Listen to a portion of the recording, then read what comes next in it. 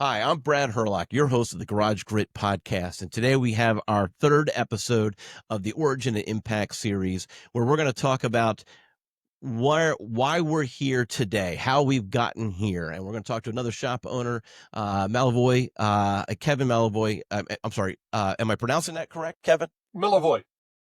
Millevoi. Millevoi. So I actually had a little bit of an A in there, I guess, that I needed to weed out. So, all right. So we're here today with Kevin Millevoi of Millevoi's. And if I understand it correctly, this is a family business for you, much like many other shops across the country, but you have a slightly different spin on it in that you're not all at the same shop. And so we're going to learn a little bit more about Kevin and his shop. And so, Kevin, thank you for joining us. Thank you very much. Welcome to be here. All right, great. Thank you. And so, um, let's actually start with the family history of the family name and how, and we'll go there, and then we'll learn a little bit more about you. Let's start with the family history. Go ahead. Sure. I'm going to go back to 1965 when my father started the business. His name was Kenny Millevoi, so it was called Ken's Exxon. It was a small three-bay gas station located in Northeast Philadelphia in a neighborhood called Parkwood. That Exxon gas station was there for, over 40 years. When he started it, it was just him working every day at this little Exxon gas station. And he got to know the area prior. He was a milkman in the same area. So he was a milkman in that neighborhood, knew all the customers, but was always into cars. Finally got the opportunity to open up a gas station.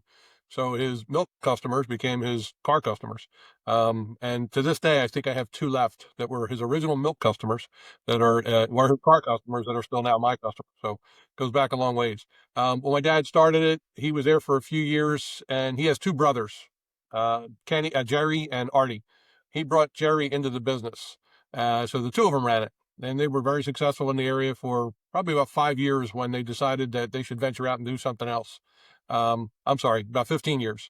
When they opened up a second gas station, which was a Sunoco gas station. Jerry took the first one, the Exxon, over and ran that, and my father Kenny took over the Sunoco gas station, which was located in Bensalem, which is minutes away from the first location. All right. So, and for those that don't know history, you said 15 years, and you said 65. So you're talking about the tail end of the gas crisis in the 70s. In 1980 is when. So, and you were primarily your father and your uncle were primarily not primarily selling gas, but that was obviously a large component of what was going on. They're at the gas stations, and so Huge. That was the that days of probably created. Yeah, right. That probably created a little bit of stress on that dynamic because there were lines based on your license plate tag on whether or not you could get gas today, and so that's a very interesting piece of it. Do you recall some of that dynamic? So at that point, I was born in 1971. So I don't Okay, remember. you were young. I hear all the stories. Yeah, I was young. I was young. I hear all the stories about it. Yeah, but no. So I don't recall exactly how what that was like. Uh, yeah, I didn't live that myself. But yeah, so it was early 80s, 1982, when they finally opened up that second shop. And that was, like I said, that was the Sunoco gas station. So now Kenny was in one location and Sonny was in the other. I'm using the name Sonny. Sonny and Jerry are the same person. Jerry was his real name. Sonny was his nickname. So to us, he's always Uncle Sonny. I apologize. So, and in the middle of all this, 1976, they opened up a parts store. So they had, which was called Parkwood Auto Parts. So they had an Exxon gas station. 76, then they opened up Parkwood Auto Parts. And that one was run by their other brother, their third brother, which was Artie. Uh, People used to refer to him like the Matty Mo and Jack of the Pep Boys back in the days, and it was Kenny, Sonny, and Artie. So Artie's at the parts house working Parkwood Auto Parts, buying from back in the day Motor Masters and Supco and the big manufacturers direct as much as they could, and then selling to themselves and then every other shop in the area. So they had a pretty good business in the parts business, an Exxon gas station, and then after that, then the Sunoco gas station. Back then, after that, they opened up a Goodyear. So that was 1986. They built a Goodyear, which was also in Northeast Philadelphia. And that's a 12 bay shop still running today by another relative. Yeah. Then, so yeah, so All right. So I want to put a pin in that real quick. I want to go back to 1982. How far away was the Exxon versus the Sunoco? 3 miles. Okay. And in a population dense area, you still had competition. They were competing against each other in many ways. I mean, there are some people who are religious about which brand of gas that they use, but in many ways they were competing against each other. Yes and no. So yeah, we had Exxon customers and you had Sunoco customers. Mm-hmm. Exxon was probably fading out of that market, and Sunoco was becoming the bigger player. Um, Mm. but gas was a small part of the business. The large part of the business was the repair shop, and both of them were Oh, three-bay sure. shops. Uh, Sure. but At that point, the gas was kind of like the loss leader as far right, as you get them in and then, right. All right. Go ahead. so All right. So then 86, you opened up a fourth location, fourth location. except, and it was you said it was a Goodyear. So it was a franchise. So yeah, Goodyear Tire and Service Center. It was so independent run Goodyear Tire and Service Center, and that's our biggest shop. That's a 12-bay shop. Um, so yeah, that's still running again, of course, today. Okay. All right. And how far away was that from the Sunoco and the Exxon? Maybe 3 miles. They're all In 3 miles. together. Yeah. Oh, so they were all like a 3 mile type triangle. So they're all on top of each other. Yeah, And who was running the Goodyear? so in the very beginning, I'm going to give you the history of the Millevoi family first, because then it'll make it easier to understand who's doing what. All right, so three brothers, uh, Kenny, Jerry, and Art. Kenny had four boys: myself, my brother Kenny, and two girls. None of the girls are in the business, just the boys. Artie had six boys. All six boys at one point were in the business. Currently, only five are. And then Sonny had six kids, three boys, three girls. Three of his boys were in the business. Only one of those are in the business today. Um, so now coming up, I'm going to use the word slave labor. So as kids growing up, we were all, I say forced. We wanted to work at the gas stations. We wanted to work at the shops. But it was a great way for my dad and my uncles to know where all the kids were on a Friday night or a Saturday night. They were working safely at a gas station, pumping gas till 11 o'clock at night. So we were all busy weekends, after school, working at the shops. Every single one of us worked there growing up through grade school, high school, and college. Beautiful work ethic training. It's great. Was and still today. Um, so growing up, so my brother and I, we worked at my father's Exxon. We worked at the parts house, delivering parts, looking up parts, selling parts at the counter, and then at the Sunoco gas station, whether it was starting out working as pumping gas. My father he won every year what's called an Image Award, and it was the Sunoco's award for the cleanest shop in the area. And my father won it every year. So his shop was meticulous, painted, flowers, clean, everything. So you spent a lot of time painting and cleaning, making sure that the shop was immaculate, which it was.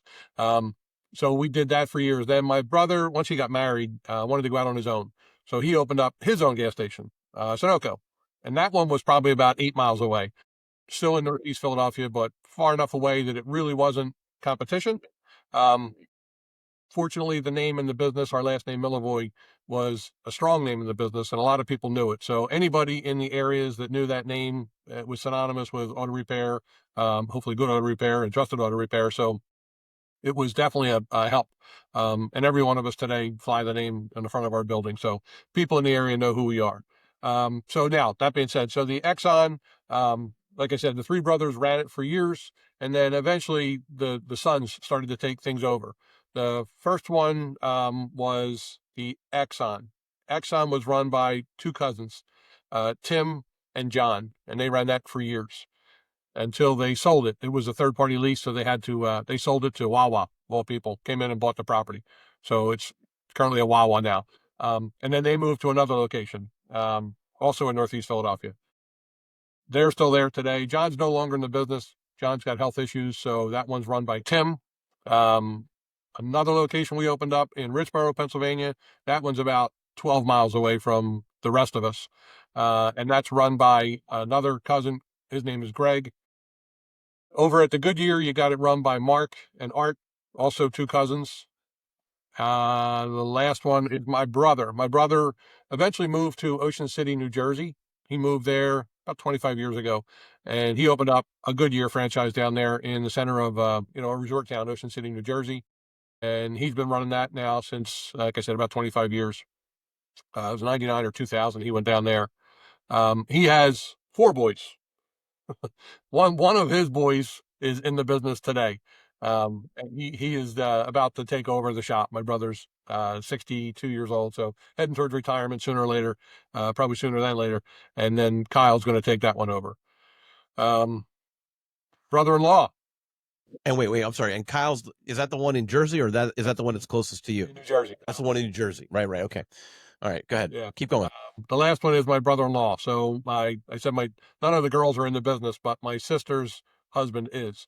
So his name was Jim. His name is Jim. He worked for my father as a young kid, growing up in Parkwood.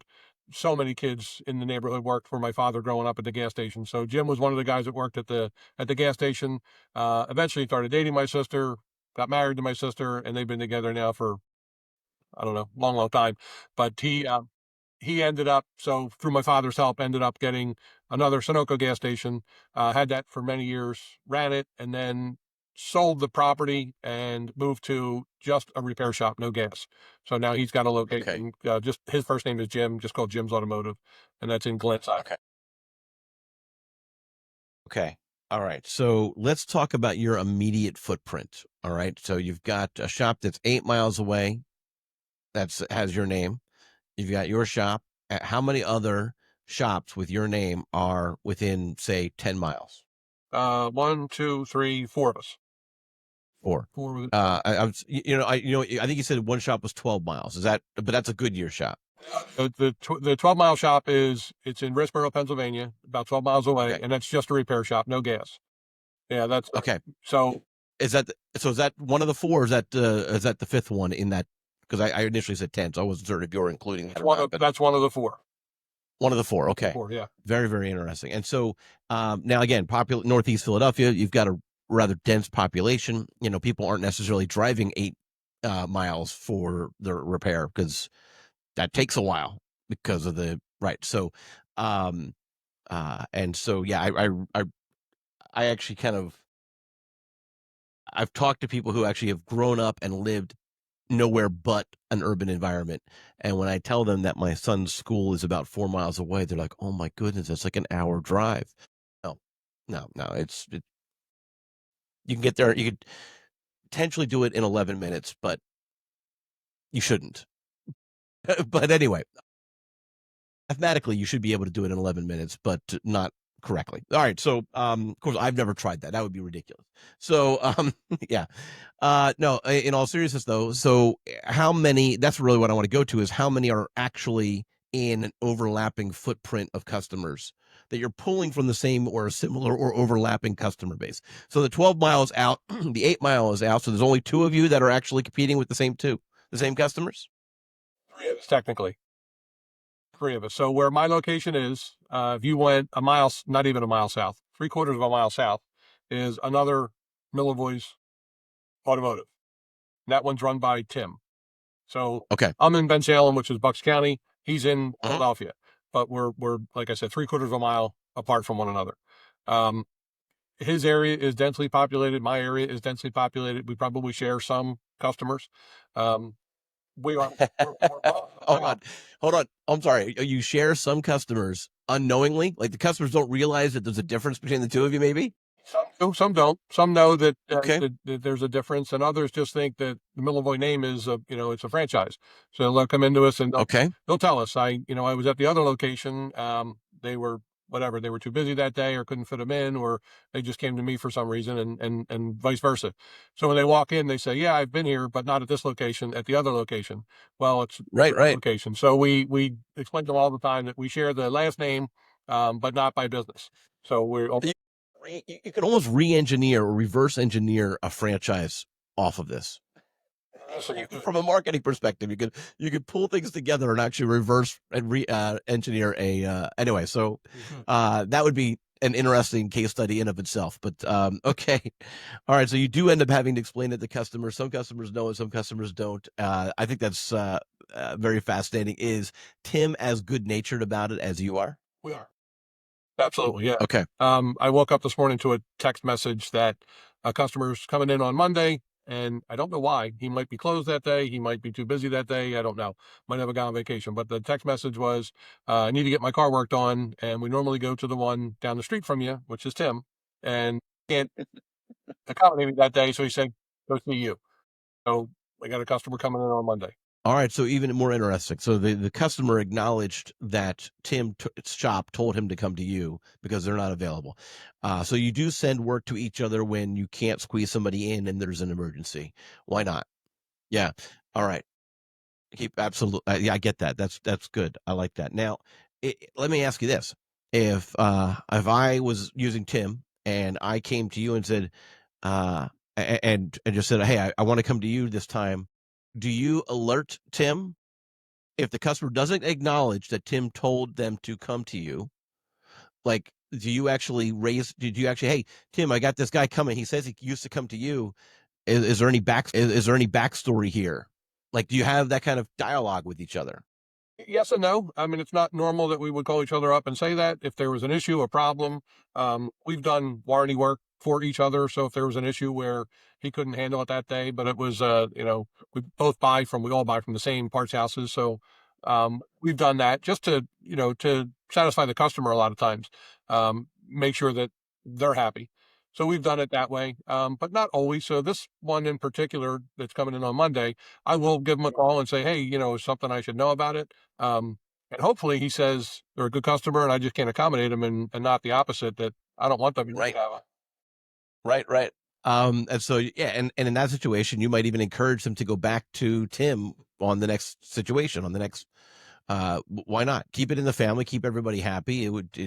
It's more important than just retaining that potentially new customer otherwise, because you've got so much more going in the relationship. Now you mentioned about all ordering from the same parts. Is the parts shop still in the same family? No, that one, we closed that down years ago. Yes. So in our area, there's some really big players. Um, you're not far from me, but Eastern Auto Parts is huge. And they came in years ago, and they just do a fantastic job. So we hung in there for a long time, and one of my relatives ran that for a long time, and then just realized that he just couldn't compete with them. So sold the business, sold the property, and he went and worked for. Now he works for another parts house, an independent parts house. Okay, interesting. Yeah, Eastern's a pretty decent size, but they're still a regional player. They're not a national player; they're a regional player. And how many years ago was that change? We sold that property. That's probably early 2000s. Yeah, Okay. early 2000s that went away. Maybe 05, Hmm. 07, somewhere around there. Yeah, potentially good timing because 2008 was an interesting, 2009 was an interesting economic year. So, okay. And that's one thing that I like to chat about when it comes to businesses that have been around for as long as you have. You've seen ups and downs in the economics cycles. Sometimes they seem manipulated. I'm probably not alone that the recognizing that the economic turn of 2020 and all that continues to happen as a result was absolutely a result of meddling, right? I mean, like the virus, right? For example, how to roll, and so I don't know. I just what have you done in the past? On past, do you change with each economic cycle, or do you have an economic downturn cycle playbook? You know what? That's a great question. I don't in this business. I don't think there's a playbook for what's going to happen. Um, I've always said, fortunately, this business is not recession proof, but it's recession resistant. So people need their cars. So in good times and in bad, they need their cars. When the economy took a turn in '08 and people couldn't afford new cars, well, they had to fix the old car and make it keep running. So although it was tough economically out there for a lot of people, we were able to manage through because keeping these people's cars on the road. So that second timing belt or the third set of tires, we got them going. So making sure that those customers' cars were on the road was good for us. Through COVID, nobody was driving through COVID, so miles weren't getting put on cars. So getting creative at that point. Well, how do we get cars in the shop? So we came up with an idea that we're going to go call every single customer of ours and pick Mm. up their car. Hey, it's just sitting there. Let us service it. Maybe it needs something that you didn't get done last time. So the playbook. And people don't realize that if you let your car sit for too long, it actually needs a whole different type of service than if you actually ran it for 5 minutes every day. And so, and yeah, but they weren't. They were just letting it sit for weeks on end, and so that's a whole different thing that needs to be handled. And so, all right, so that's how you were approaching that. Uh, good, Yeah. good. And how did that work? It we were able to sustain what we had to keep going. Obviously, there was a downturn on it, but at least we could keep the doors open and keep moving. Kept everybody employed. We laid nobody off. So it was just a way of getting creative, basically to keep the shop busy. We're as busy as we could be. Nice, nice. Okay, all right. So, no single playbook. You adjust with what's going on, and sometimes economic downturns when the uh, mean more work. People are crying about the price, but it means more work potentially, if as far as keep, and that also is playing out now because of the inflated car prices and used car prices. People are also trying to retain their current vehicles instead of just going out and replacing them. Yeah, new cars are expensive. There's still, a bit of a backlog to get cars. And the interest rates are higher, so the people in our area, that the blue collar worker, they can't just go out and buy a brand new car. The average cost of a car, I think, is $54,000 today. So it's easier to maintain that 6, 7, 8 year old car, and keep it on the road. And that's what we've been real busy with lately, fortunately. Okay, all right. And you just kind of gently described the area a little bit as very blue collar. What else can you say about Northeast Philly? I mean, you're in Bucks County, and Bucks County, as a whole, is a rather white collar area, or at least it's also a high net worth, if I understand it right. They've got pockets, right? They've got really dense pockets of blue collar, but but is also very, very spread out. It is. So we're Lower Bucks County. So we're a stone's throw from Philadelphia. So half a mile to the city line. So that whole area that we have all around us is, the lower end of Bucks County, Ben Salem, and Northeast Philadelphia. And actually, for those who are listening in, if you're an hour north of that, you're considering where Kevin is to be part of Philly. Like, you're only considering it not to be part of Philly if you're actually on the north side of the Philadelphia line, barely, right? Like you're talking about. Otherwise, that's Philly, and that's kind of how you think Yeah. about it. If you're an Eagles fan, you're in Philly. So an Yeah, hour north, you're that still in too. Philly. That's also true. But I mean, I remember thinking about like Manioc and whatnot, and people would be like, no, it's north of City Line Avenue, so it's not actually in Philly. And for someone who's outside, it's like, it's Philly. Draw a circle on the map, and Philadelphia, encompasses so many other areas that aren't Philadelphia, Right, but we all consider right. it Philly. Yep. Yep. All right. So, tell me a little bit more about the area. Go ahead. Yeah, Tell very everyone else blue about it. collar. Average median income is like $56,000.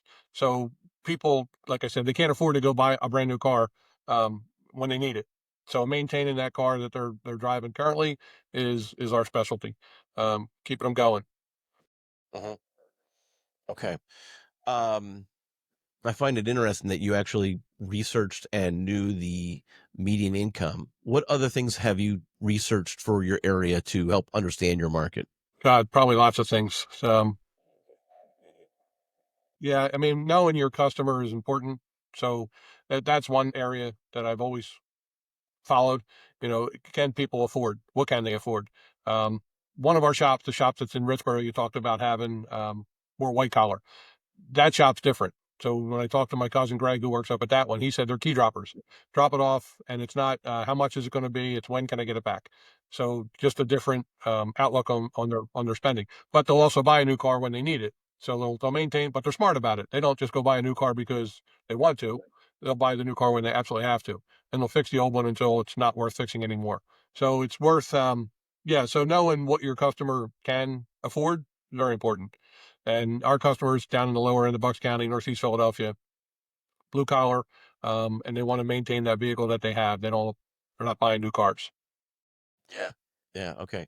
So, what led you to, and so we've talked about the family, we've talked about the history, we got a little bit off topic when we talked about economics, but now I want to dial it back to your story, and I'm going to segue by saying, what in your story caused you to realize that you need to have a good understanding of your customer base, because that's what we all are, right? We have these ideas in business. It's because of our experiences that we've had in the past a lot of times, and what we, or lessons learned or lessons taught. So was it by an example from your dad, or was it something else? Yeah, it was lots of things. An example for my dad was probably the number one. My dad was a great people person. He'd read people, he'd understand people.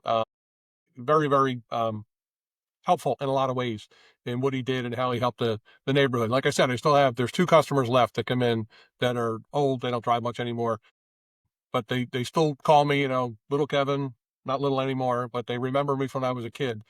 But my father always treated everybody like family. He knew so many people, and then outside of the business, outside of work, whether it was employees, customers, vendors, he just had this huge circle of friends that he took care of. So the people knew him, they liked him, they trusted him, and he would tell you back in the day, right? So automotive is a bitch business. Nobody wants to buy a water pump. Nobody wants to buy new tires, right? They want a new car. They want a new refrigerator. They're nice. They want a new TV. It's beautiful. But nobody wants to go buy auto repair. So when they walk in your store, they're already upset that they have to be there. They're giving up their car. They're spending money they don't want to. They don't know what a timing belt is, but they need one. So when you're talking to them, you have to talk like you're a consumer, which we all are. And I use the example all the time when we go out to dinner and you sit down and that waitress is super nice to you and the food was fantastic. You had a great experience. You paid your $100 and you walked away happy. Well, if you took any one of those away, the food wasn't good, the service wasn't good, something was missing. You spent your $100, but you're not happy, and you're probably not going to go back there again. Well, treat every customer like you're a waitress or you're a waiter or a bartender, and you're going to take care of them as soon as they walk in that door. You're going to remember their name. You're going to know what they drive. You're going to remember what they told you they were doing for vacation, and bring it to a personal level. And when you can talk to people, you're not selling them anything. You're just telling them what their car needs. Customer, today, Brad, your car needs a set of tires. But we're going to put good tires on there. Needs a water pump, and we're going to back it with our 3-year guarantee. So when you just talk to people and treat them like you want to be treated, I think it's a win-win. The customers trust you, they know you, they recommend you, and you've earned their business, their respect, and their trust.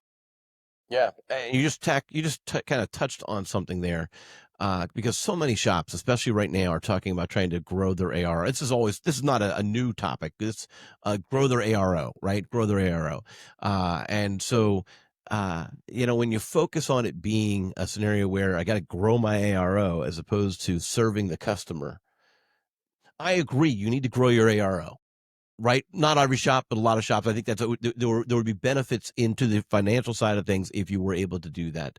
But when you make that your primary objective, as opposed to serving the customers or servicing the car, and when you make that the priority over the customer, I if the customer is going to their alarm is going to go off.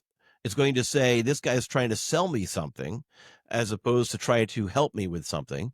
And I think that's an important thing to kind of keep in check, because otherwise, If you're yeah, just worried about the number, you've disconnected yourself from the person.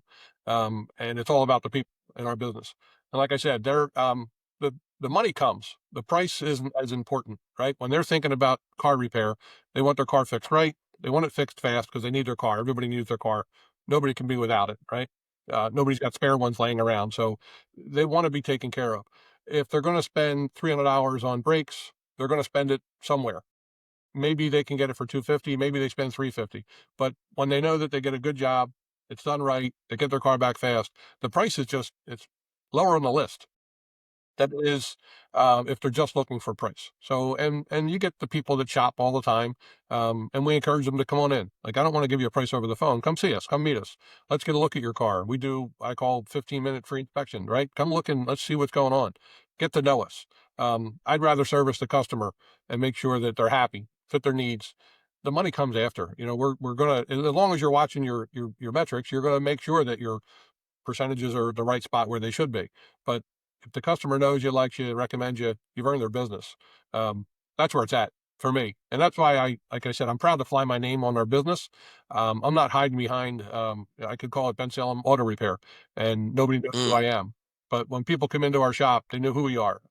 I fly that name very proudly. So, and I stand behind it. I think that's where you earn your business at. Yeah. Right. Right. That's it. And you're saying that that's you were taught by example. You were in the shop, working in the shop. That was kind of your history. How young were you when you first started to have to play janitor to keep the immaculate shop in play? 12 years old. 12 years old. Okay. Yeah, I couldn't wait to go to work at 12 years old with my dad. So get in the car, drive to work, spend the day there, Hmm. come home at the end of the day when he did. So that was your summer. That was your summer vacation, was being able to do that, because that sounds like sixth grade, roughly. Yeah, probably was. Yeah, Yeah. yeah, sixth grade. Yeah. That's great. $2 an That's hour, great. and he bought you lunch. That was the deal. Yeah. Yeah. I'd have to do the math to figure out what that is today, but it's but the last summer, um, I told my son what I was going to pay him to weed the out front of the house, and he wasn't interested because it wasn't enough money. And I'm like, if I go any higher than this, I'm just going to hire a landscaper. Like, but so no, like, yeah, that's great. That's great. And so what did you do with the money? Did you race to save it or race to spend it, or a little I both? was a saver. I was a saver. In fact, I would. So my You. brother and I shared a room together growing up. My brother's 7 years older than I am, and I still Okay. remember this.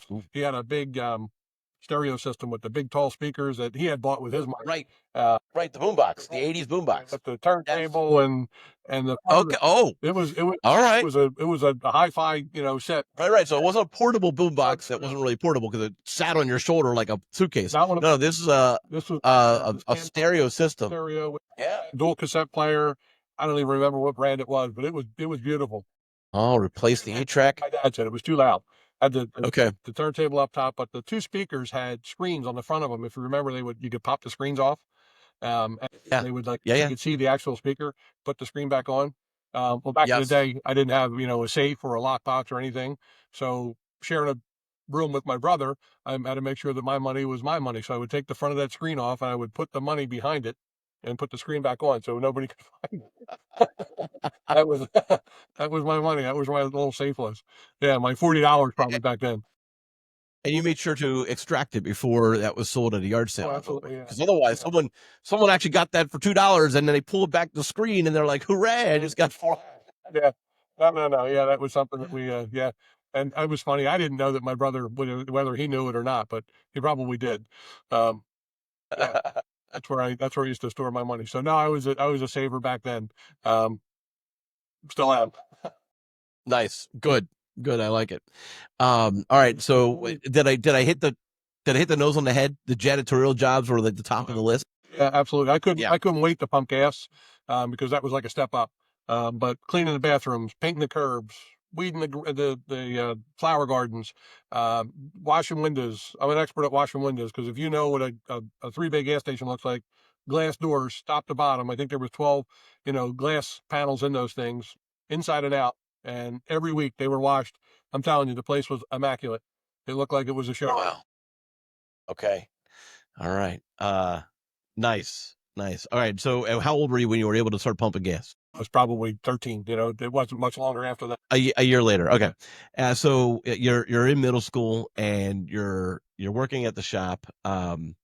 What other activities were you able to do? So the mechanics there were great. They would use you to do other jobs. So taking tires off, fetching tools, cleaning and packing wheel bearings, repairing tires, taking tires on and off using the old Coates 4040 machines. So back in the day, it was, you were just now a mechanic's helper. And I was interested. I wanted to learn about it. Wanted to, get your hands dirty and see what it was all about. So my dad the shop was open from 6 a.m. to 11 p.m. He ran 2 shifts. 8 to 5 was the one mechanic shifts. So 3 mechanics in a bay, and one guy would rotate in and out of a bay, or he would work behind a bay. And then myself and other helpers. And then he had a guy that would come in at 3, and we would work till 11. And he would fix cars throughout the night. So anytime I worked, so now I'm in high school. Fast forward to high school. So I'm driving, working at nights 3 to 11, and I wouldn't get home before midnight because you'd be helping one of the mechanics put a car back together, finish something up, leading brakes, whatever it might be. So he ran those 2 shifts, and then Saturdays and Sundays he also ran shifts. So Saturday was a full day, and then Sunday he had a part-time mechanic, and that guy was 8 to 3. That was his part-time day.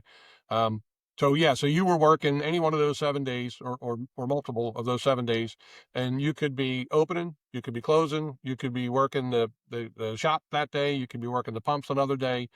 Sundays was the big clean day, so if you were working there pumping gas on Sundays, you were sure to be washing windows or cleaning bathrooms or keeping the image up of the shop. That's interesting, and it's a model. What you just said there, what your father did was a model for any small shop constrained by their location. On like, I imagine the go-to model is offer overtime, but go the other direction potentially and treat it like you've got to hire more employees for a second shift and shift the hours a little earlier and later, and you'll be able to turn out more cars. Now, you're not going to have the service advisor potentially at, or maybe you do at 9 o'clock at night. But I know that I don't want to fetch my car at 9 o'clock at night. But I imagine there are some people that would be, fine with doing something like that. Plenty of customers, yeah, that did it. And back then there was no service advisor. The mechanic was his own. So they would write the cars up in the morning. We would, or whoever was pumping gas essentially, were your pseudo service advisor.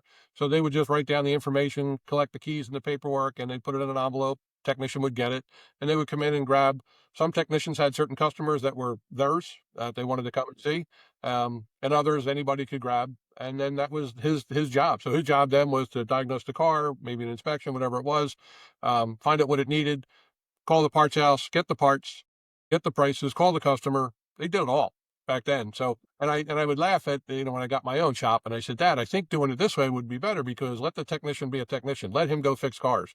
Just keep feeding him cars and let somebody else do everything else, all the paperwork. But old school, new school.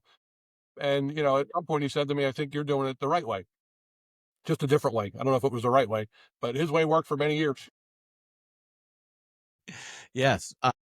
I'm sorry, you reminded me of an episode that we had back in July of 2024, where we had a panel of shop owners who had taken the shop over from their prior generation, from their parents, and hearing some of the stories of why do it this way, when the way we've been doing it is just fine, right? And so, that's very interesting. Where did you get the idea to segment the work? Well, when you start tracking hours, technicians' hours, and tracking productivity and see what they can do, well, a lot of that time was downtime. They weren't producing any hours because they were calling for parts, they were calling for approvals, following up on parts.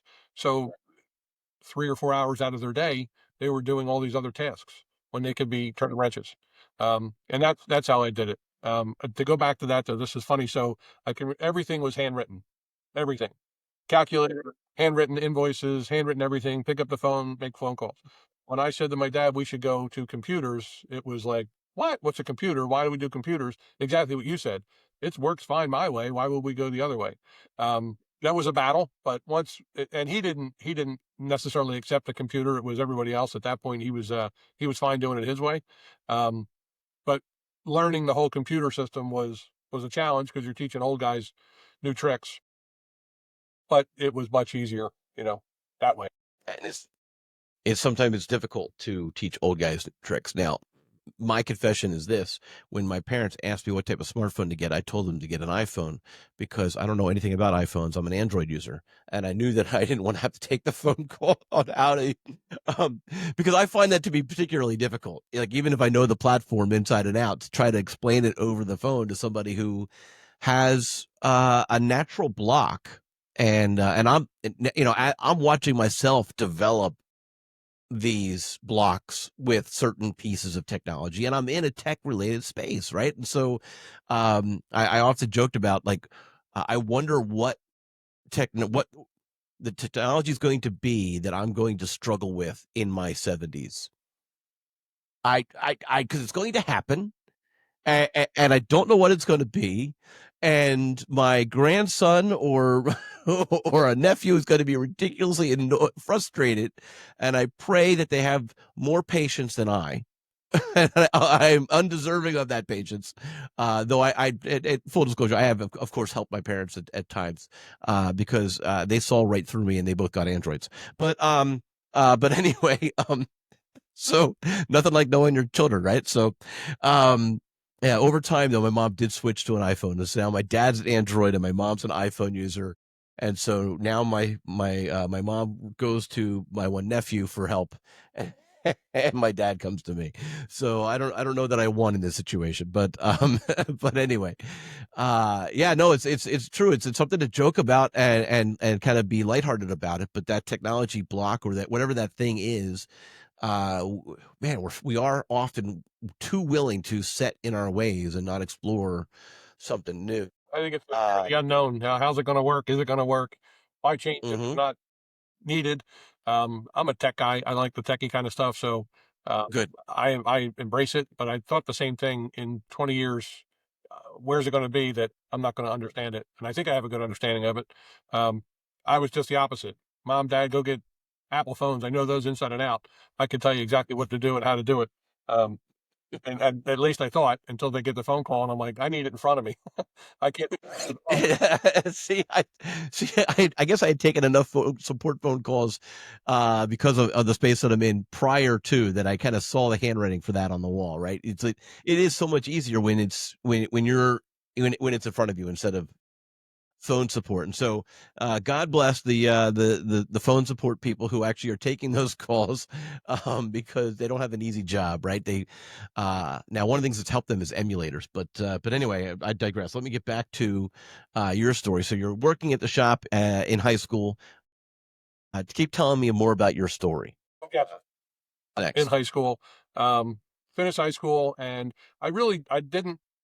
I liked working at the business. The money was great. The knowledge was wonderful. The responsibility when Dad would go on vacation. At this point, brother had his shop, and I'm kind of running things at my dad's shop. It was great, but I thought, this is not what I want to do the rest of my life. My dream was to go into advertising. I don't know why advertising, but that's what I wanted to go into. So I went to community college for a couple of years, trying to figure out what I wanted to do. Finished up there, and then went to finish up at a 4-year university at St. Joseph's University in Philadelphia.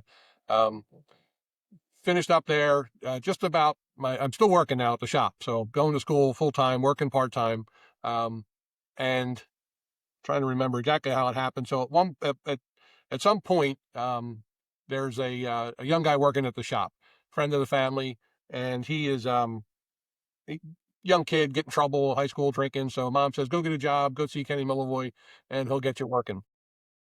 So now I'm working full time. I'm working part time, going to school full time, and this young guy's working at the shop. Well, his sister is dropping him off and picking him up. Um, I got lucky, and she's talking to me now, and I'm talking to her, and so now I start to date his sister. You know where this is going. Um, so now I got three things going on: school, work, and this new girlfriend. I'm a young kid at the time. I'm 20. I don't even know, mid 20s or early 20s.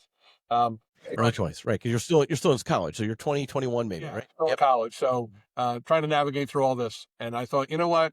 I don't know if I want to finish up with school now, because I got this whole business thing ahead of me. Maybe I'll go back into the business.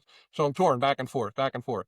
Well, I don't. I finish up school, and now so I'm now back at the shop working full time, trying to figure out and get a full time job. And we get a phone call. I get a phone call from a company that we do work with, and this guy sold all the branded products for Texaco, Sunoco, Mobil, Exxon, Goodyear. He was a distributor. Calls me up one day, and he was a friend of the family. My father had bought from for years and years. All their air filters and oil filters, all Sunoco branded products. Um, so this guy Bill calls me up and says, "How would you like to be my sales rep?" Okay, that sounds like it'd be a cool job. Decent money, company car, vacation, everything that sounded like it would be a neat thing to do. So I did it. I did that for about 4 years.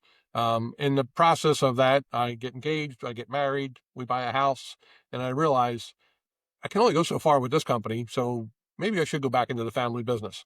So the property that I'm in currently, the one in Ben Salem, my father, my brother, and I had bought, and we bought it just as more of an investment.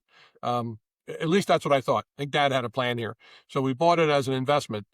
This is about the time that my brother now is going to moved to Ocean City, New Jersey, and opened his shop, his second shop. We're late 90s. We're late 90s. Yep. Yeah. So I got married in 98. I opened my business in 99.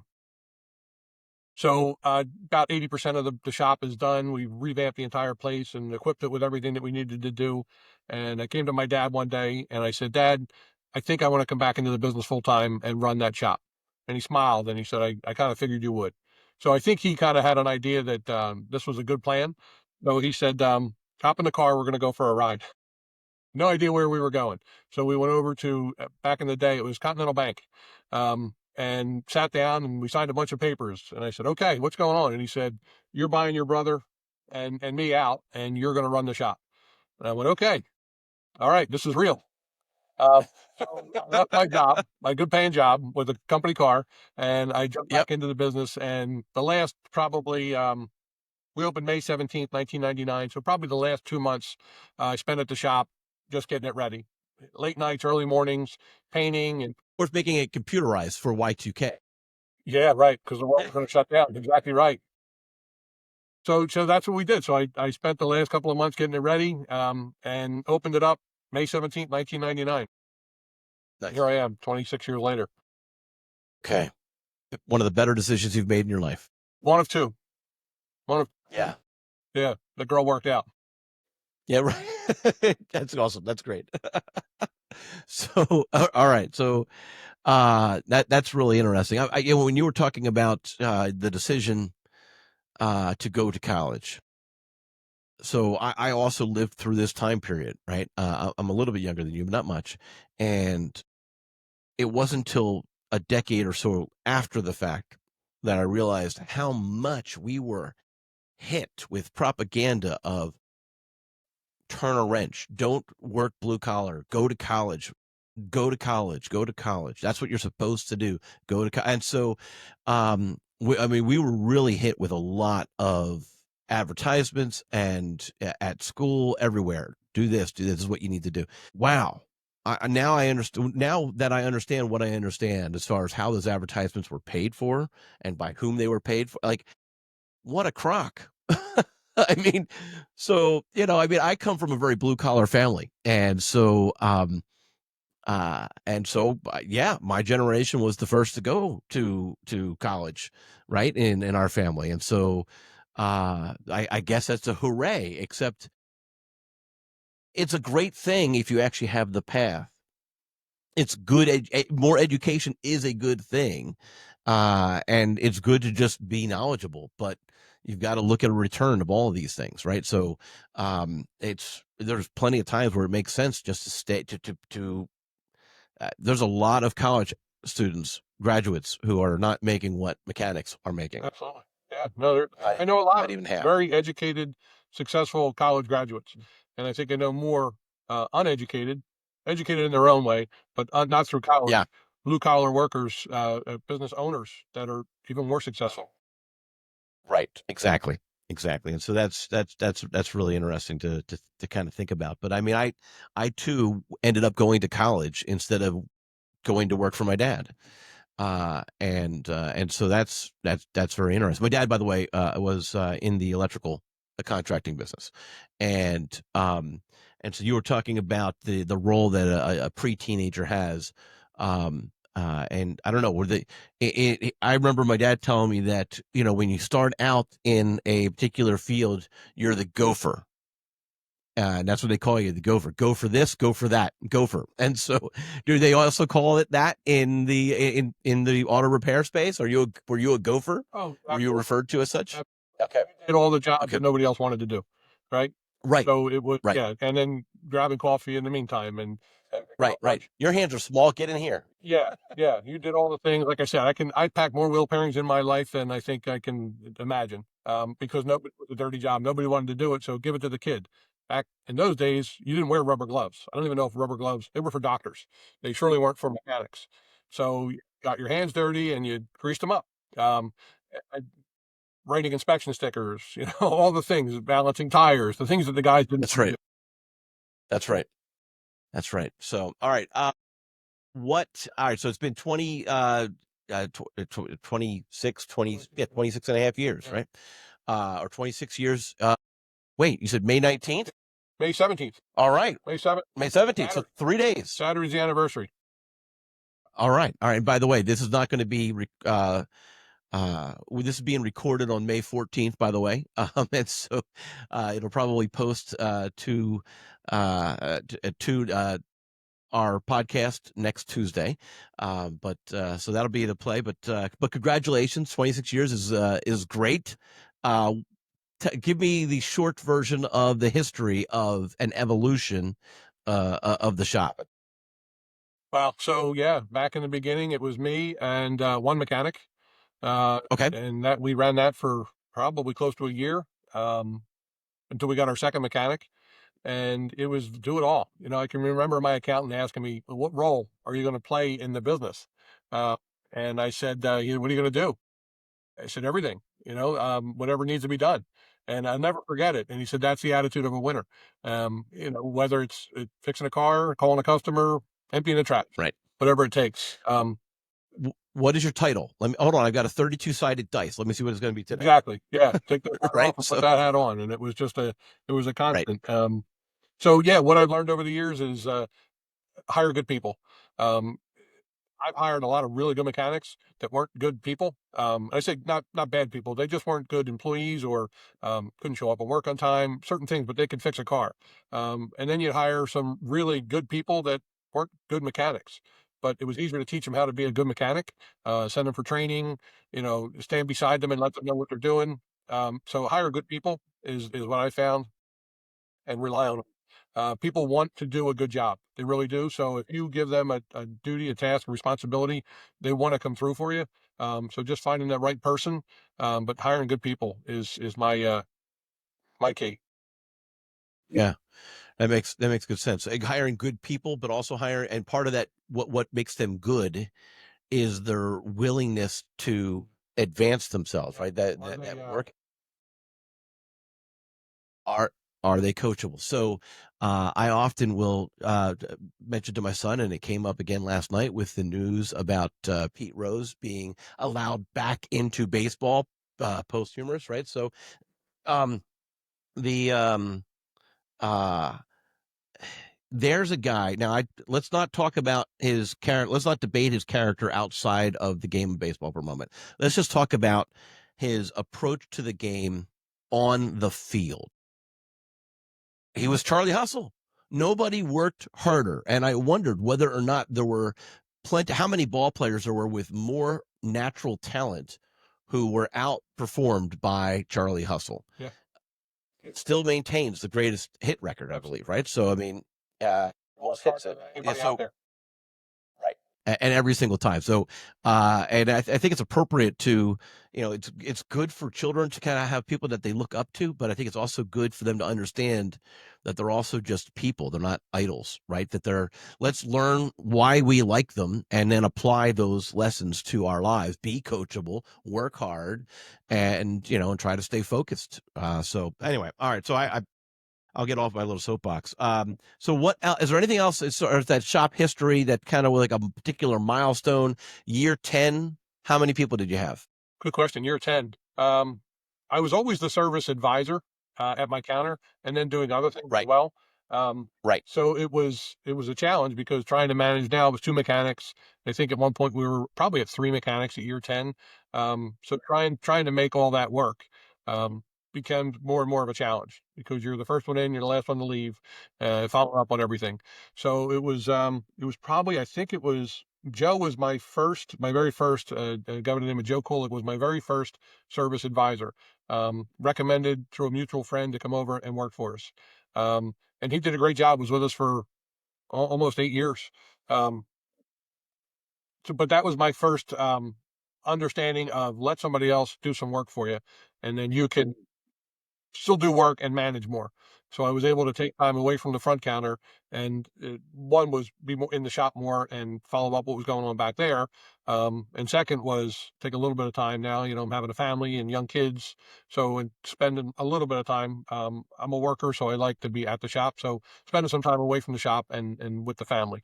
And then as time progressed and I realized that leaning on people and asking them to do what you want them to do, makes your business grow that much stronger, that much bigger. So that's when the kind of light bulb went off in my head is, I can only do so much, but four of me can do, well, four times of what I can do. So hiring other mechanics and lead mechanics, to now we have two service advisors and a service manager, and kind of let them do their thing. Still here day to day. One, because I enjoy it, and I like to get in the mix of things.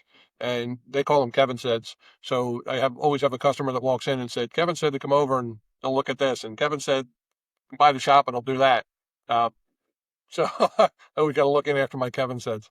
Okay. But yeah, the light bulb went off years ago, and I realized that I can get more done with hiring the right people, hiring good people, that want to do the right job, do a good job. Okay. All right. You said more time home at family because you're not working till 11 o'clock at night now. So what is it? Do you mind sharing a little bit about your family? Sure. Yeah, two boys, 20, oh my God, almost 23, and going to be 20 this year. Kevin Jr. Okay. and Connor, my two boys. And when they were preteens, were they in the shop cleaning? Old, so my oldest one would be, both great kids. Stacy's my service manager, and when the kids would come down, the first question she would ask them is, "What did you do wrong? Why are you here emptying the trash and sweeping the floors?" And they would laugh and they would tell you what they didn't, do or what they were supposed to do at home, and they didn't. It was more like a punishment. Come on down to the shop today. You're going to help me clean up. But yeah, good workers, but this is not what they wanted to do. But that's, yeah, so they would come around and hang out. They would ask me questions when they were real young.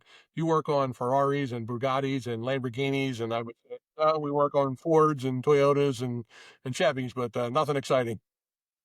Right, right. Well, there are specialty shops that they wanted to venture into that. So, Yeah. and there is enough of them in Upper Bucks County potentially that they could potentially not too far away. All right. Well, I really appreciate you taking the time to share the story and share where you're at. I don't want to cut this short if there's more to tell, but I feel like it's more likely to have you back on in a year and say, tell how did your 25 and 26th year go, right? Because but so the story is still being written. That's nice.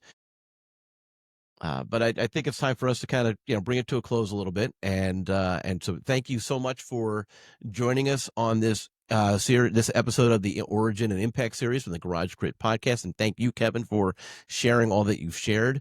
I really appreciate it. So, and as always, like and subscribe to the channel because now we're going to be posting these in between the panel episodes, and you don't want to miss one. So make sure that that's happening and pay attention to it. And of course, if you wanted to join the panel conversations after the panel, that can happen inside the Facebook group of the Garage Grit Podcast Facebook group. If you're a shop owner, go find us, and we'll make sure that you're a shop owner, and then let you into the group. And we continue those conversations there. The panel discussion is going to be happening on recorded live, and you're going to be able to watch it live inside that Facebook group on May 21st. And I believe that's next Wednesday. So thanks again, Kevin, and I will talk to everybody soon. Thank you very much, Brad.